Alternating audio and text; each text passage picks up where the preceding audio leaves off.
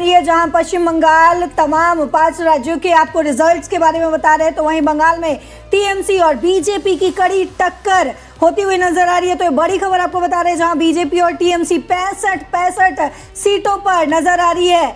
कौन होगा आगे, ये बड़ी खबर आपको बता रहे हैं। जहां 5 राज्यों के आज रिजल्ट आने हैं, तो बंगाल में टीएमसी और बीजेपी की कड़ी टक्कर होती हुई नजर आ रही है। 65 सीटों पर अभी तक के रुझान के हिसाब से हम आपको बता रहे हैं।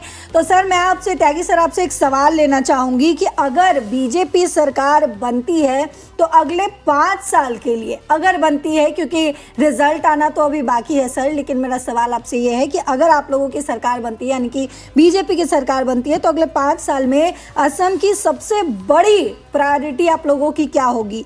डेवलपमेंट या आइडेंटिटी प्रोटेक्शन, क्या होगा? देखिए, इसमें कोई दो राय नहीं है कि माननीय प्रधानमंत्री नरेंद्र मोदी जी के नेतृत्व में जब से देश की राजनीति की दिशा बदली जी और दशा बदली, जी एक नई दिशा जो विकास का रास्ता पकड़ा है पूरे देश में, वो अपने आप में अद्भुत है। वो सब जगह लागू होगा। जहाँ भारतीय जनता पार्टी की सरकारें हैं, भारतीय जनता पार्टी के अलायंस की सरकारें हैं, वहां ये काम चल रहा है। लगातार विकास हो रहा है, विकास दिख रहा है, हर आदमी को दिख रहा है, बच्चे को दिख रहा है। तो माननीय नरेंद्र मोदी जी की नीतियां, भारतीय जनता पार्टी की कार्य योजना, कार्यकर्ताओं का परिश्रम, वो सामने आ रहा है। वो ही सभी राज्यों में जहां जहां भारतीय जनता पार्टी की सरकार बनेगी, वो निश्चित रूप से लागू होगा। जनता लाभान्वित होगी।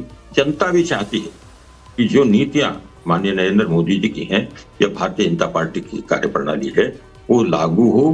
तो जनता की अपेक्षाओं पे भारतीय जनता पार्टी की सरकारें बिल्कुल खरी उतरेंगी, और खरी उतरना ही भारतीय जनता पार्टी का सबसे पहला टारगेट है, और उसका हमें लाभ भी मिल रहा है। उसका